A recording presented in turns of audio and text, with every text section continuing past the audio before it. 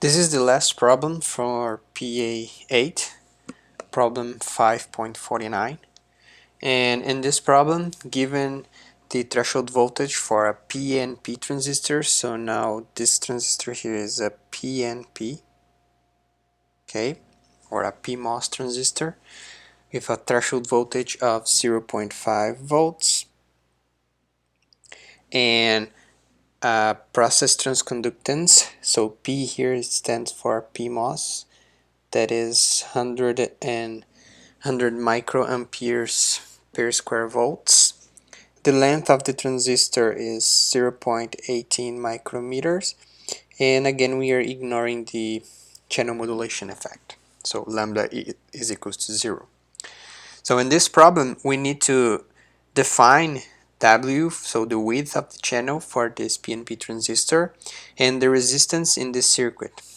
To obtain an ID, so we need to define W and R. To obtain ID of 180 microamps and a drain voltage, so the drain terminal of the PMOS should be 1 volt. Okay, so let's start looking at this circuit. So here we have the source, right? Here we have the drain, and here we have the gate. So one thing is that we know that Vs is equals to VDD, right? Because it's connected directly to the source. We don't have any source resistance up there. And we know that VD in this case is equals to 1 volt. That's one of the conditions here in the problem. And basically the gate is connected directly to the drain. So we also know that VD is equals to VG, or VG is equals to VD. Okay, and we also know that the current flowing here at the gate is equals to 0, right? There's no current flowing in the gate for the PMOS. Okay, ideally there's no current. So one thing is that we want ID to be that 180 microamps, and we can calculate the width of the channel here using the equation for the drain current. Okay, so we can assume saturation mode operation, okay, and because it's a PNP transistor, this means that VSD should be greater than the magnitude of the overdrive voltage. Okay, and we also note that the voltage between source and gate should be equals to the magnitude of the threshold voltage plus the overdrive voltage, the magnitude of the overdrive voltage. We can calculate the magnitude of the overdrive voltage. So the magnitude of the overdrive voltage is equals to, if we expand this term here, the source voltage minus the gate voltage minus the magnitude of the threshold voltage. Okay, so this parameter here we know, right, from here, because of this branch, it's connected directly to the drain. So this voltage here we know that it should be based on the specification of the problem, 1 volt, right? Vs, we know that's VDD right here. So this is 1.8 minus here. And the threshold voltage is a parameter from the problem, so the magnitude of that is 0.5, so minus 0.5. So the magnitude of the overdrive voltage is equals to 1.8 minus 1 minus 0.5, which gives us the magnitude of the overdrive voltage as 0.3 volts. So that's the first result that we have. Now, why do we calculate the overdrive voltage? Because the equation for the current ID is equals to 1/2 the process transconductance for the PMOS times the aspect ratio times the overdrive voltage squared. And here, because it's squared, we can use 0.3 or minus 0.3, doesn't matter, right? Because it's squared, so it's going to be positive at the end. Now, ID we know,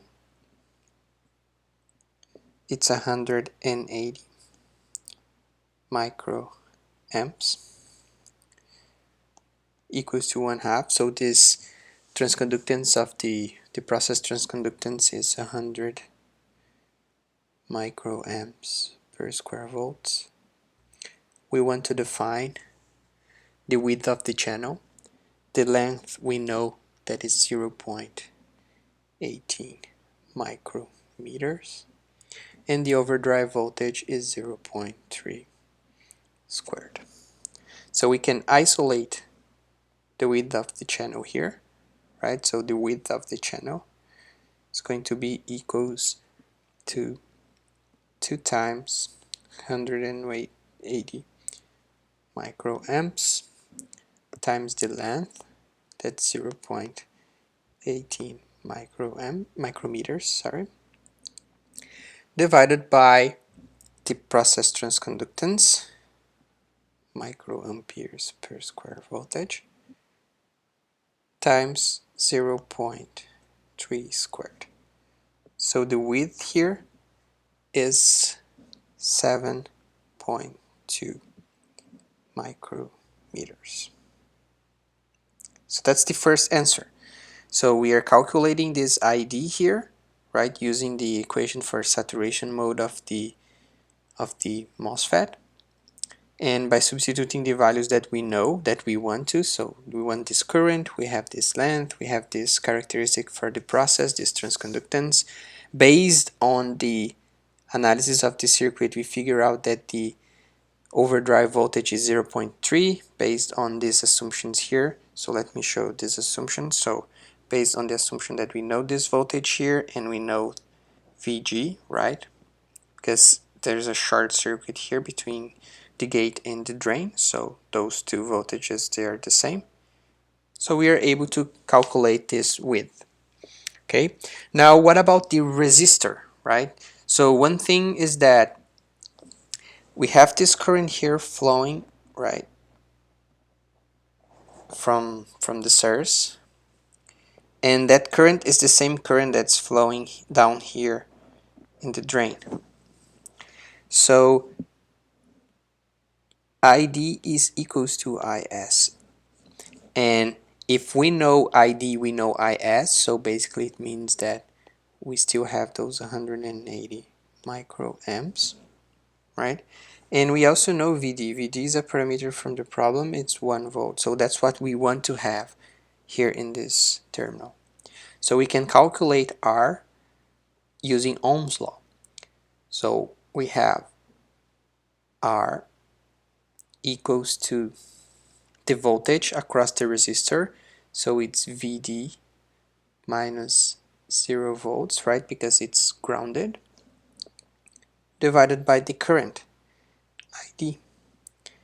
And if we substitute those values, we get R equals to 1 divided by 180 microamps. And that's 5.56 kilo ohms. So those are the values that we need to define.